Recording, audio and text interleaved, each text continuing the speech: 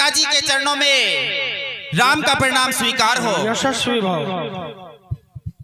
पिताजी के चरणों में लक्ष्मण का प्रणाम स्वीकार हो। पिताजी के चरणों में भरत का प्रणाम स्वीकार हो। पिताजी के चरणों में शत्रुघ्न का प्रणाम स्वीकार हो। पुत्रों, अब आप लोगों की अवस्था यज्ञोपवीत संस्कार और शिक्षा दीक्षा लायक हो गई है। अपने धनुष बाण और आयुध अपने स्वीकार करो। और यद्यपि मेरा हृदय एक क्षण के लिए भी तुमको बिना देखे नहीं रहना चाहता, लेकिन आप लोगों की शिक्षा दीक्षा भी अनिवार्य है। बिना शिक्षा दीक्षा के एक राजकुमार अपने जीवन में कोरा रहता है। और गुरु वशिष्ठ का जो आश्रम है वो भी आपके घर की तरह से ही है। दूसरा घर है वो आपका। और गुरु माता अरुंधति आप चारों बेटों को अपने बेटों की तरह से रखेगी। इसलिए आप गुरुदेव के आश्रम में जाइए और शिक्षा दीक्षा प्राप्त करके आइए। बहुत अच्छा पिताजी, हम आपकी आज्ञा का पालन अवश्य करेंगे। सुमंत जी, आप चारों पुत्रों को गुरु वशिष्ठ के आश्रम पर यज्ञोपवीत संस्कार और शिक्षा दीक्षा के लिए ले जाइए।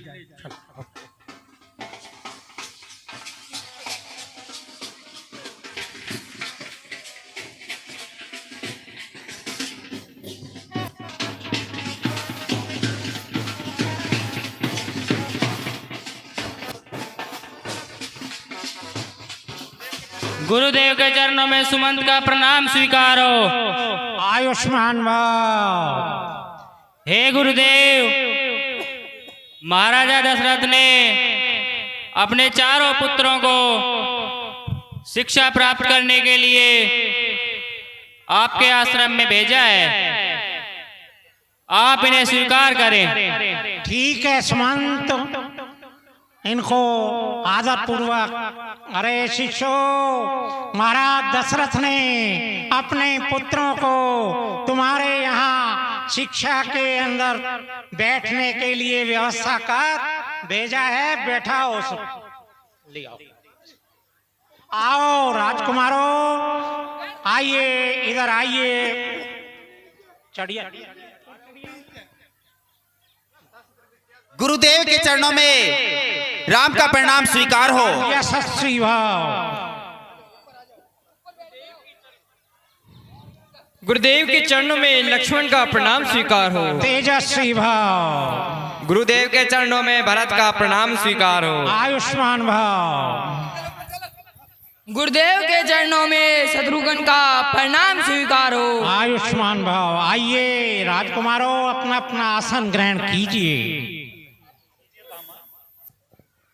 सीनियर तो हम, और ये आज आया ये ऊपर, ये अन्याय नहीं। अरे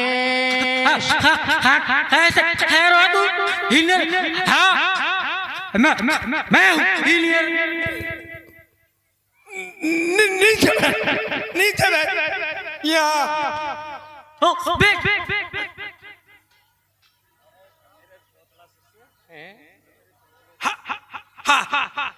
अरे मेरे तोतले शिष्य,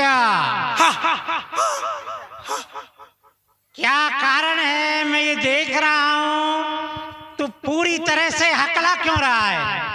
पढ़ ही रहा है आज तक।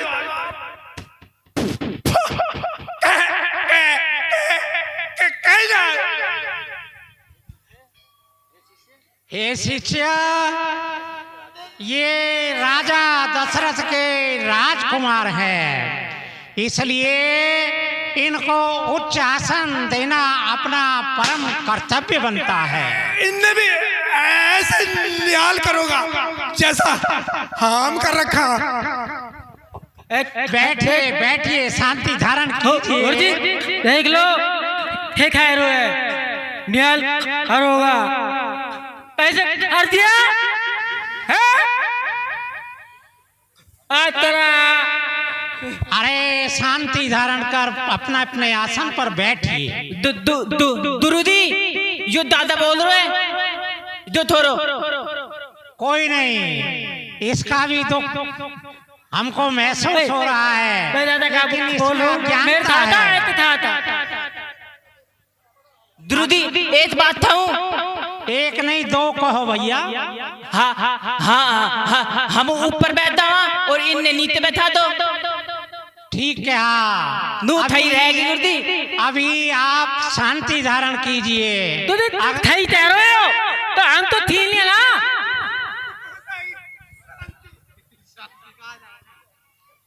शांति बोल रहे कहाँ थी? कोई बात नहीं, इसका भी जो दुख है वो प्रकट किया है, लेकिन इसको भी समझाएंगे भाई। हे तात राम जी, हे लक्ष्मण जी, भरत जी, शत्रुघ्न जी, देखो आपने महाराज दशरथ को मेरे यहाँ विद्या ग्रहण करने के लिए भेजा है, और राजपुत्रों का ये प्रथम कर्तव्य होता है कि ये अपने गुरु होने के नाते उस गुरु के आदेशानुसार जैसा भी वो कहें चलने को हर वक्त तैयार रहें। उसकी आज्ञा को हमेशा अपने सर पर सरोधार्य कर ज्ञान माने।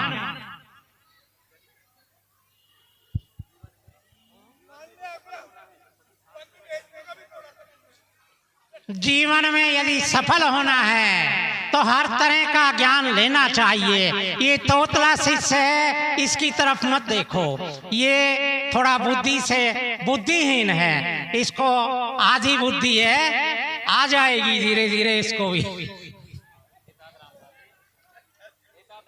हे तात राम जी, मैं अब आपको शस्त्र विद्या में कुछ विद्याएं सिखलाऊंगा। आप जीवन में हमेशा उनको धारण कीजिए, पूरे जीवन आपके ये काम आएंगे। जिसमें सर्वप्रथम राजकुमारों के लिए धनुर्विद्या है, अतः आप अपना धनुष उठाइए। जी गुरुदेव।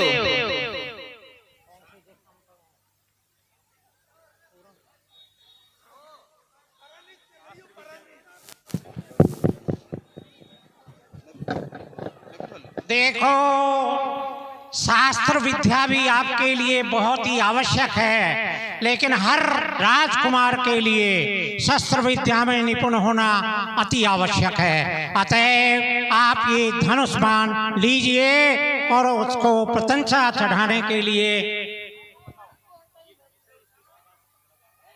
देखो, मैं आपको धनुष के बारे में पहले हर तरह से समझाऊंगा, उसके बाद आप इसको धारण कीजिए।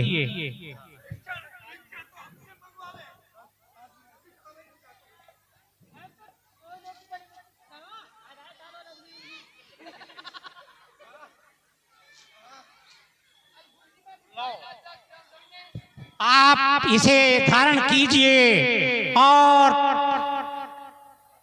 इसका लक्ष्य जो होता है वो ये होता है, अपने को देखो सामने उस पूर्व दिशा में देखो, इसको संधान करो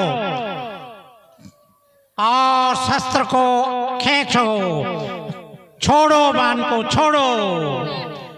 ठीक है, या आप शस्त्र विद्या में निपुण हुए, बैठिए। अरे तोतले शिष्य, तेरे को बहुत टाइम समझाया, शस्त्र विद्या तेरे बस की नहीं है, शांति धारण कर। लक्ष्मण जी, आप मैंने लड़ाई ना करनी। दुलुदी माल थे तो ना थी इतना दिन थे। बस अब देखना ये कैसे सीख रहे हैं, इसके बाद आपको भी सिखाई जाएगी।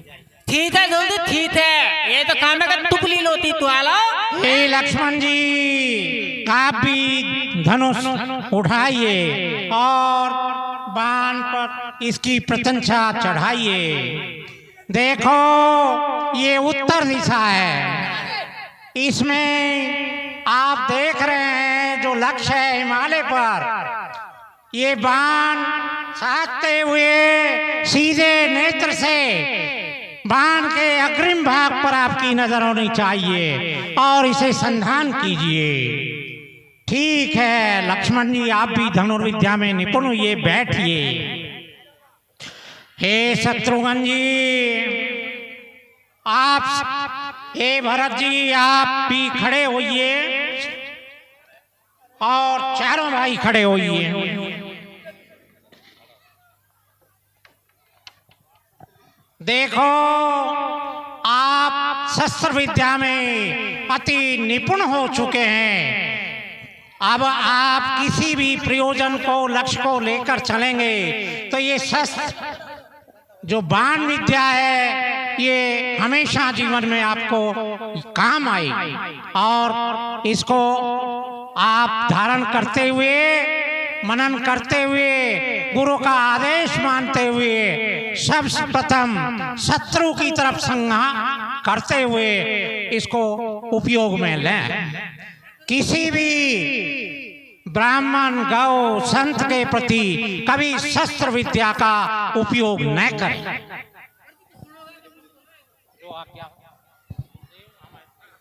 जो आज्ञा गुरुदेव, हम ऐसा ही करेंगे।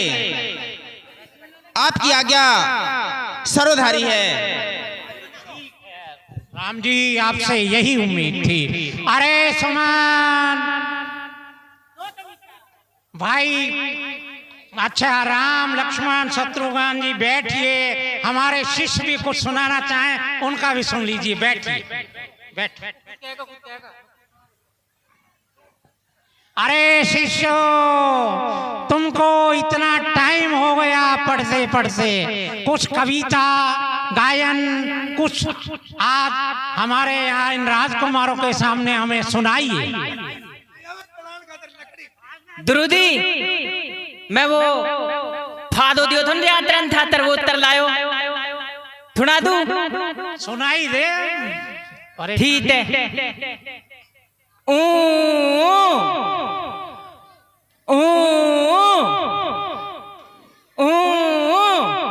अरे ये क्या ऊँ का लगाई, दूसरे को दे तू, वो सुनाए। द्रुदी, फादो दे याद ना है, तर्ज तो वही है। फादो दे याद ना है, तला तो वही है, फालाती। ठीक है, ठीक है। अरे तोतले शिष्य, देखना मेरी कृपा से तुझे बोली आ जाएगी। तू भी अपनी कविता सुना।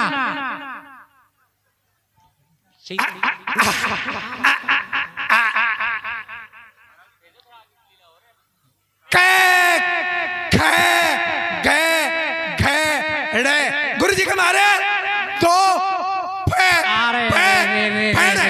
ये तो विद्या में बहुत निपुण हो गया। बैठ जा, बैठ जा, बैठ जा। बोले जी तो तिलाए ये काम का की बकवास। अरे सुना, तत्ती बदत्ती तत्ती बिलाई, गुलजते जल में तुतिया ब्याई। अरे भाई, कहीं कुत्तों में तो नहीं रहते हो जो गुरुजी के यहाँ से चल खड़ा हो। अरे सुमन, देखो चारों राजकुमारों को आप महाराज के यहाँ ले जाना और कह देना कि गुरुजी ने इनको सब विद्याओं में निपुण कर दिया है। 14 विद्या निदान हो गए हैं। जाइए और ले जाइए। जो आज्ञा महाराज। गुरुदेव के चरणों में राम का प्रणाम स्वीकार हो। गुरुदेव के चरणों में लक्ष्मण का प्रणाम स्वीकार हो। गुरुदेव के चरणों में भरत का प्रणाम स्वीकार हो। गुरुदेव के चरणों में शत्रुघ्न का प्रणाम स्वीकार हो।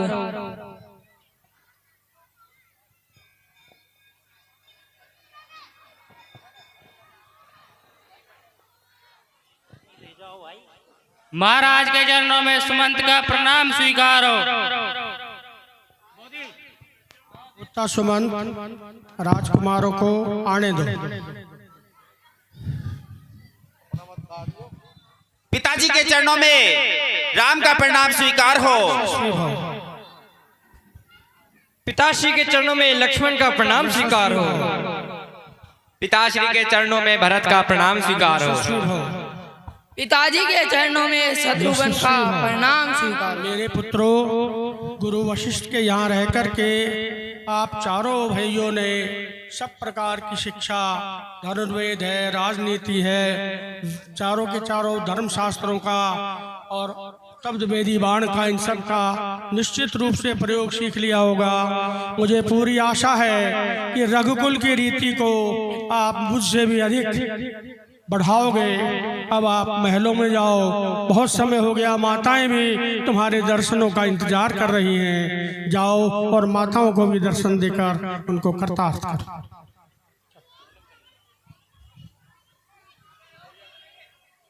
इधर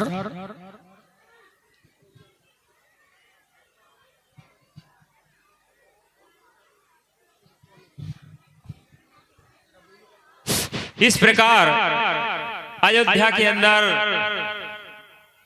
आमोद प्रमोद खुशियां मनाई जा रही है। राजा चारों पुत्रों की प्राप्ति पर बहुत ही प्रसन्न और पूरे प्रजामंडल के अंदर खुशी की लहर छाई हुई है।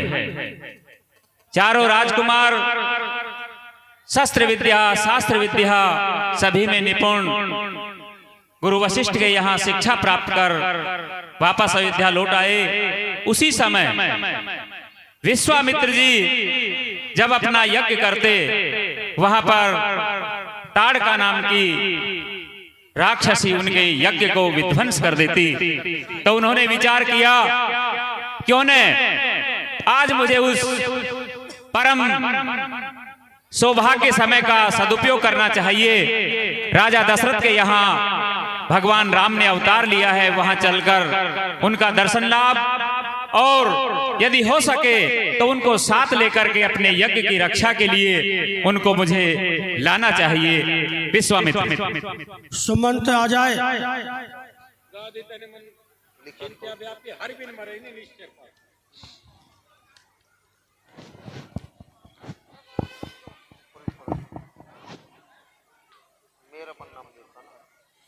गादी तनय मान चिंता व्यापी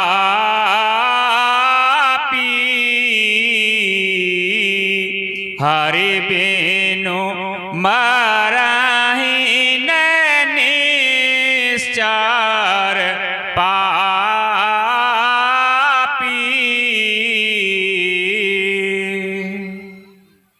आहा, कैसी विडंबना है। मैं जब जब भी लोक कल्याण के लिए किसी यज्ञ या अनुष्ठान का व्यवस्था करता हूँ या करने का अपने हृदय में विचार करता हूँ और उसे प्रारंभ करता हूँ, तो ये निश्चर लोग आकर उसको खंडित कर देते हैं। यदि मैं चाहूं तो इन सब को क्षण भर में समाप्त कर दूं, लेकिन इससे मेरी प्रतिज्ञा भंग हो जाएगी और मेरा आत्मबल क्षीण हो जाएगा। आहा, मुझे याद आया, अयोध्या नरेश महाराज दशरथ के यहाँ भगवान विष्णु ने पृथ्वी का भार हरण करने के लिए अपनी समस्त शक्तियों सहित अवतार ले लिया है। अतएव हे विश्वामित्र, अब तुझे इन राक्षसों की मृत्यु को प्राप्त कराने के लिए अयोध्या के नरेश राजा दशरथ के पास चलना चाहिए और उनसे उनके राजकुमारों को अपने यज्ञ की रक्षा के लिए चलना चाहिए। जिससे मेरे दोनों प्रयोजन सिद्ध हो जाएंगे। चलो विश्वामित्र, अयोध्या की ओर चलते हैं।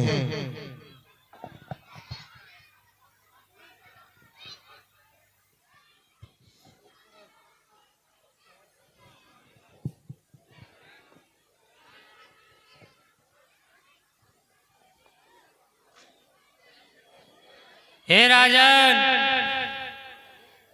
द्वार पर विश्वामित्र जी पधारे हैं। हाँ, हमारा सौभाग्य कि लोक कल्याण में लगे हुए गुरु विश्वामित्र हमारे द्वार पधारे हैं। मैं स्वयं चलकर उनका आदर सहित स्वागत करता हूँ। ऋषिराज के चरणों में दशरथ का प्रणाम स्वीकार हो।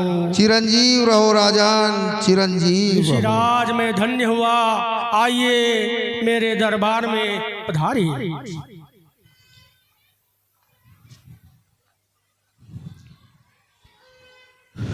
मेरे धन्य भाग हैं, आज आप जैसे ऋषि के मुझे दर्शन हुए। ऋषिराज, आप मेरे आसन के ऊपर विराज और मुझे आदेश दीजिए, मेरा कैसा आज सौभाग्य है कि आपका आगमन किस कारण हुआ है। हे राजन, मैं आपके आतिथ्य और स्नेह से अति प्रसन्न हूँ। मैं एक बहुत बड़े प्रयोजन से आपके पास आया हूँ। ऋषिराज, अवश्य कहिए, मैं जो भी आप आदेश करेंगे उसको पूरा करने में देरी नहीं लगाऊंगा। हे राजन, मैं लोक कल्याण के लिए एक बहुत बड़ा यज्ञ रचाने जा रहा हूँ, लेकिन मैं जब जब भी यज्ञ के लिए व्यवस्था करता हूँ तो मुझे बहुत सी समस्याएं आती हैं। इसलिए आपका सहयोग मिल जाए तो मेरी कल्पना साकार हो सकती है। ऋषिराज, आपके इस प्रकार के प्रयोजन के लिए तो हमारा रघुकुल सदैव तत्पर रहा है। आप एक बार आदेश तो करिए, मुझे आपका क्या सहयोग करना है। मैं समझ नहीं पाया, क्योंकि हमारे तो सीमा रक्षा के ऊपर सहयोग करने के लिए भी सैनिक रहते हैं। आपका क्या मंतव्य है वो मुझे बताइए। समझ भी नहीं सकते राजन, आप अपनी प्रजा के दुख को समझ भी नहीं सकते, क्योंकि आज सत्ता आपके हाथ में है, संसार तुम्हारी कृपाण में है, परंतु तुझे कुछ दिखाई नहीं देता प्रजा का क्या कुछ हाल है। हे राजन, आप इस राज्य के वैभव में अंधे बने हुए हो, अपनी प्रजा का ध्यान नहीं रख रहे हो, अन्यथा आपको ये सूचनाएं तो आपके गुप्तचर ही दे देते। राजन, सितमगर हैं जो सिंहासन को अपनी शान समझे हैं, लगाना ताज मुकुटों को जो अपनी आन समझे हैं, प्रजा को जो सेवक और अपने आप को महाराज समझे हैं, गरीबों की कमाई को ऐश का सामान समझे हैं। अरे उसे कहते हैं राजा जो प्रजा के दुख में मरता है, सुलाकर चैन से सबको तो फिर आराम करता है। हे राजन, आप कुछ भी ध्यान नहीं रखते हो, प्रजा में क्या हो रहा है क्या नहीं हो रहा है, थोड़ा प्रजा का ध्यान रखो। हे ऋषिराज, आप कुछ कहिए तो सही। मुझे तो आप जो भी कुछ बात कह रहे हैं ये पहेली की तरह लग रहा है। हमारे ऊपर आपका इस प्रकार का आरोप तो मुझे मिथ्या आरोप लगता है। हम तो सदैव गो ब्राह्मण हिताय से संलग्न रहते हैं। मुझे आप खुलकर कहिए, आप पहेली के रूप में मत कहिए, मुझे सीधी सीधी बात कहिए। मुझे आप किस प्रकार की सहायता चाहते हैं, क्या चाहते हैं? हे राजन, मैं जो कहता हूं उसे ध्यान पूर्वक सुनो। जरूर सुनाइए गुरुदेव। ऋषियों की रक्षा सदा करते हैं भूपाल। हे राजन, मैं यज्ञ जिस समय करता हूं दुख मुझको निश्चर देते हैं। पूजा सामग्री हवन कुंड सब नष्ट भ्रष्ट कर देते हैं। याज्ञ यदि उनसे युद्ध करे तो यज्ञ कार्य सब निष्फल है। फिर धनवा ले न लड़ूंगा मैं, यह प्रण भी मेरा निश्चित है। असुरों के अत्याचारों से राजन अकुलाया घबराया हूं मैं। रक्षा सहायता दो पदार्थ बस तुमसे लेने आया। ऋषिराज, आप आदेश करें, मैं इसी क्षण सारी रक्षा की दृष्टि से सारे सेना दल को भेजने के लिए तैयार हूँ। आप कहें तो मैं स्वयं आपके यज्ञ की रक्षा के लिए चलने के लिए तैयार हूँ। आप आदेश। हे राजन, मैं आपको और आपकी सेना को नहीं ले जाना चाहता। मैं तो सिर्फ आपके दो पुत्र राम और लखन को अपने साथ ले जाना चाहता हूँ। इससे मेरे यज्ञ इत्यादि भी सफल हो जाएंगे और आपके पुत्रों को भी देवताओं का आशीर्वाद मिलेगा और यश प्राप्त होगा। हे राजन, तुम अपने राम लखन सौंप दीजिए मुझे कुछ दिवसों को। इसमें है तुमको पुण्य सुयश कल्याण हर्ष उन दोनों को। ऋषिराज, ये आप कैसी बातें कर रहे हैं? राम और लक्ष्मण तो मेरी दोनों आंखें हैं। ऋषिराज, आपने ये क्या मांग लिया? आप चौथे पान पाया हो सोत चारे।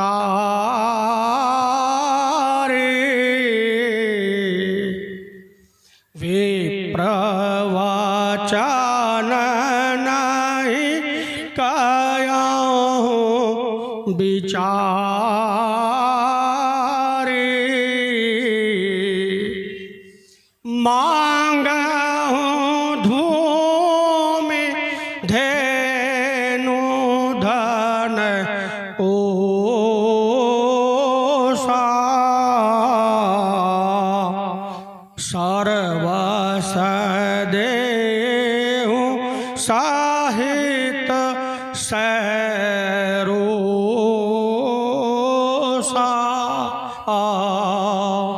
हे गुरुदेव, आप एक बार धेनु भूमि धन राजकोष कुछ और मांग कर तो देखिए। सब सुत मोहि प्राण के नाए।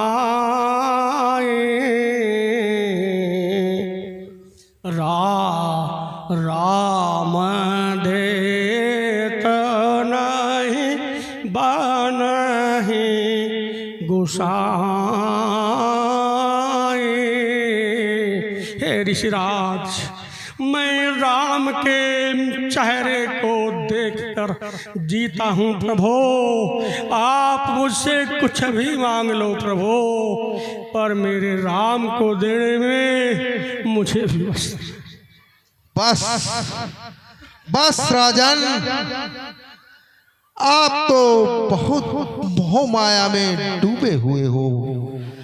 राजन, अच्छा होता यदि इस समय आप यज्ञ की रक्षा के लिए अपने दोनों पुत्रों को मेरे साथ भेज देते, जिससे उनको यश की प्राप्ति होती और लोक कल्याण का यज्ञ सफल हो जाता। हे राजन, आपके इन बेटों पर मेरा कोई अधिकार नहीं है, लेकिन जिस यज्ञ से आपको इन पुत्र रत्नों की प्राप्ति हुई है, उसे यज्ञ की रक्षा के लिए आप इन बच्चों को भेजने से इनकार कर रहे हैं। आज आप रघुकुल की कीर्ति और यश पर बट्टा लगा रहे हैं, कलंक लगा रहे हैं। अफसोस हे दशरथ, तू जैसे ज्ञानी को अरे बच्चों की इतनी ममता है, जा चुकी जवानी दीवानी फिर भी माया में भ्रमता है।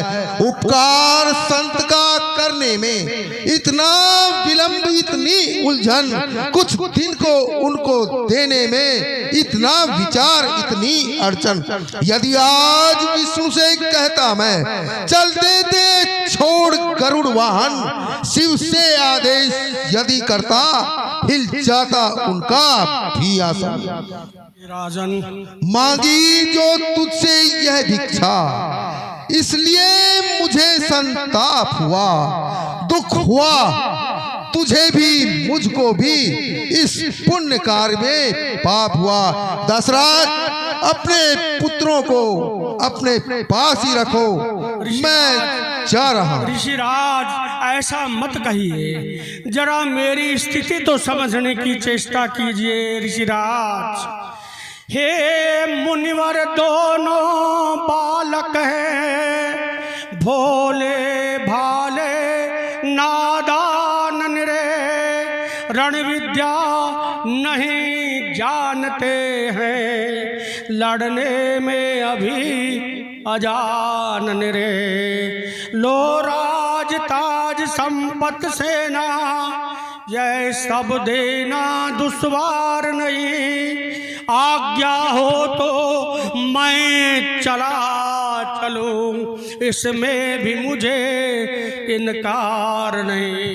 राजन, मैं आपकी आज्ञा का उल्लंघन नहीं कर रहा हूँ, आपके आदेश का पालन करने के लिए तत्पर हूँ, पर मेरे बच्चों की अवस्था जरा देखिए, उनके ऊपर विचार कीजिए, अन्यथा दूसरा कोई कारण नहीं है। गुरुदेव। राजन, आप बार बार वही बात कह रहे हैं, मुझे आपकी जरूरत नहीं है, मैं उन दोनों बच्चों को ही ले जाना चाहता हूं। आज आप बार बार मुझे वही बात कह रहे हैं, यदि देना है तो दीजिए, अन्यथा मैं अपनी व्यवस्था अपने आप कर लूंगा।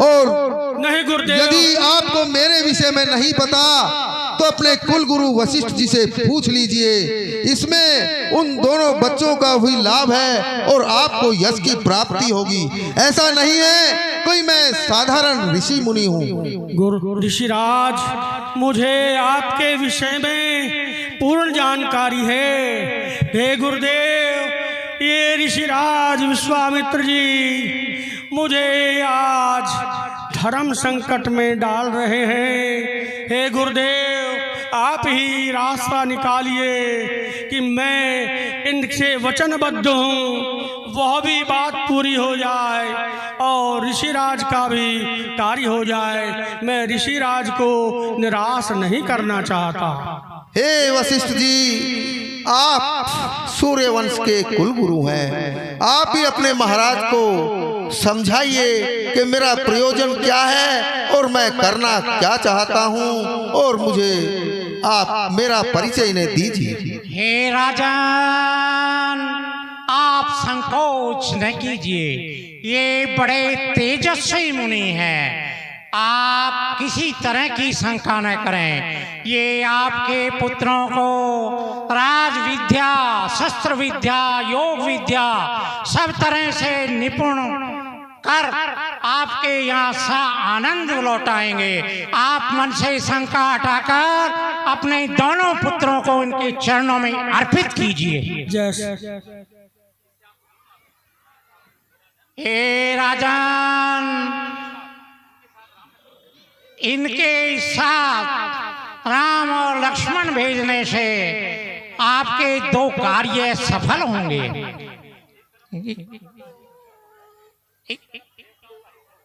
देखो, जिस कार्य के लिए ये आए हैं वो मैं समझ रहा हूं। एक तो प्रथम यश की प्राप्ति होगी, द्वितीय देवताओं का कार्य सफल होगा।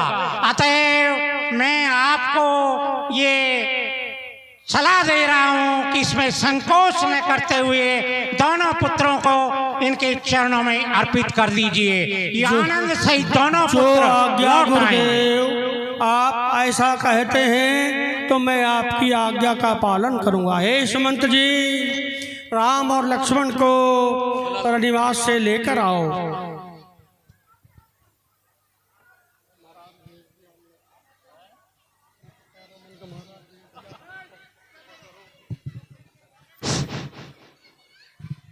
इस प्रकार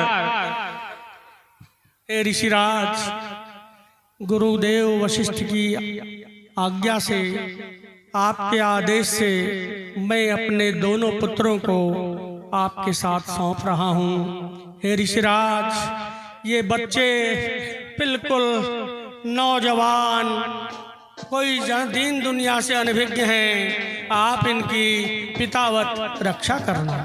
हे राजन, आप किसी प्रकार की चिंता मत कीजिएगा। मैं इनको जो भी मेरे पास विद्या है उसका भी ज्ञान कराऊंगा और इससे बढ़िया ही इनको आपके सामने पुनः प्रस्तुत करूंगा। केवल मेरे यज्ञ की रक्षा इत्यादि हो जाए। ऋषिराज के चरणों में राम का प्रणाम स्वीकार हो। आयुष्मान भव। ऋषिराज के चरणों में लक्ष्मण का प्रणाम स्वीकार हो। आयुष्मान भव। हे पुत्रों, देखो, इधर आ जाओ, इधर आ जाओ। ये ऋषिराज विश्वामित्र हैं, जो यज्ञ की रक्षा के लिए आप दोनों को लेकर जाना चाहते हैं। पुत्रों, आज के बाद यही आपके पिता हैं, यही आपकी माता हैं, यही आपके गुरु हैं। इनके आदेश की पालना करना और जैसा कहें ये करना। बहुत अच्छा पिताजी, हम आपकी आज्ञा का पालन अवश्य करेंगे। हे ऋषिराज, इन दोनों पुत्रों को मैं आपके चरणों में डाल रहा हूँ। ऋषिराज, आप इनकी रक्षा। मेरे लिए ये दोनों पुत्र मेरी दोनों आंखें हैं, आप इनकी रक्षा। राजन, आप किसी प्रकार की चिंता मत कीजिए। मैं जैसे इनको ले जा रहा हूँ, इससे भी सबल और सक्षम बनाकर पुनः आपके सामने इन दोनों बालकों को प्रस्तुत करूंगा। आप किसी प्रकार की चिंता मत कीजिए।